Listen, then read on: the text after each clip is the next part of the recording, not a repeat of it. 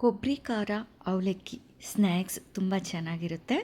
ಇದಕ್ಕೆ ಮೊದಲು ಹಸಿಮೆಣಸಿಕಾಯಿನ ಸ್ವಲ್ಪ ಕಟ್ ಮಾಡಿಕೊಂಡು ಹುರಿದುಕೊಳ್ಳಬೇಕು.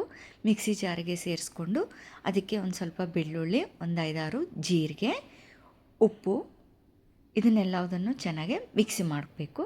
ತುಂಬ ನುಣ್ಣಗಾಗಿರಲ್ಲ. ಆಮೇಲೆ ಹಸಿ ಕೊಬ್ಬರಿನ ತುರಿದಿಟ್ಕೊಂಡಿರಬೇಕು. ಇದಕ್ಕೆ ಸೇರಿಸಿ ಒಂದು ಸರಿ ಗ್ರೈಂಡರ್ ಮಾಡಿಬಿಟ್ರೆ ಅದು ಫುಲ್ ಏನು ನುಣ್ಣಗಾಗಲ್ಲ, ಸ್ವಲ್ಪ ಕೊಬ್ಬರಿ ರಸ ಇರುತ್ತೆ.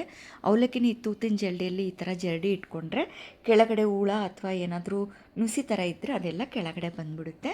ಇವಾಗ ನಾವು ರುಬ್ಬಿರುವಂಥ ಖಾರ ಮತ್ತು ಸ್ವಲ್ಪ ನೀರು ಅಥವಾ ಮಜ್ಜಿಗೆ ಯಾವುದಾದ್ರೂ ಹಾಕ್ಕೊಂಡು ಚೆನ್ನಾಗಿ ಕಲಿಸ್ಕೋಬೇಕು. ಕೊತ್ತಂಬರಿನೂ ಇದಕ್ಕೆ ಆ್ಯಡ್ ಮಾಡ್ಕೋಬೋದು.